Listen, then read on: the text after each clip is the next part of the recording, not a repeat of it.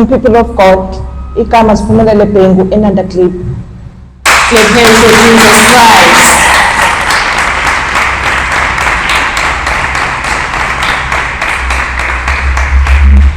Madam, kindly take us to your wonderful testimony. Benginenkinga yokuphathwa ikhanda since 2019. Mede ngiphethe bekuba buhlungu ihlo ligwaze engathi ngikwazwe isibhobo. Nasesiphongweni kubuhlungu bengifanisa mingabe kushaya kunombani wezulu ngendlela ebuhlungu ngayo. Isibhobo sibuhlungu ngalendlela ngingasakwazi nokubona if ngiphethe.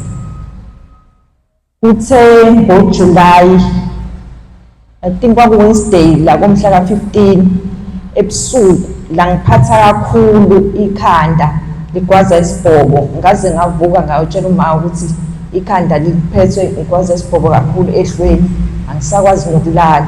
Waseyavuka wayotshela usisi wami uThembeni Bhengu, waseyafika wathi asikhuleke, wanginika ama-prayer point sakhuleka labangcono ikhanda.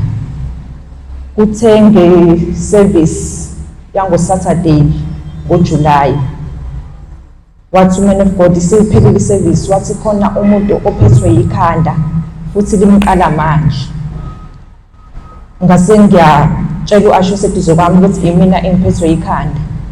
Wasethi uMan of God angibeke isandla ekhanda, waseyakhuleka kanye nami. Wakhuleka meseqedile ngezwa isibhobo lesikade sigwaze esweni sesiphelile. Clap hands for Jesus Christ.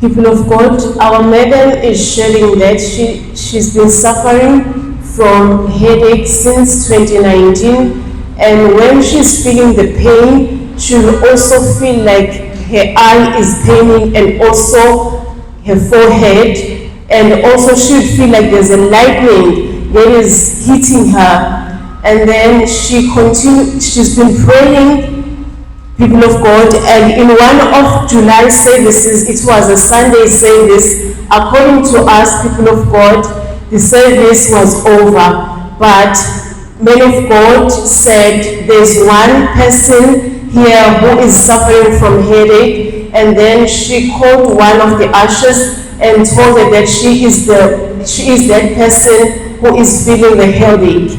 And then men of God said she must put her hand on her head. People of God, this shows us that even if we think that the service is over, the Spirit of God is still at work. As long as we are here inside the church, the Spirit of God does not stop working. Madam, please tell us,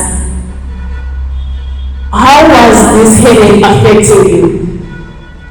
Being affected kakhulu cause uma sengiphumela elangeni bengasakwazi ukubona, ihlo belingasakwazi ukubona kahle cause belingwaza nje engathi ngigwazwa isibhobo, bengifanisa kanjalo.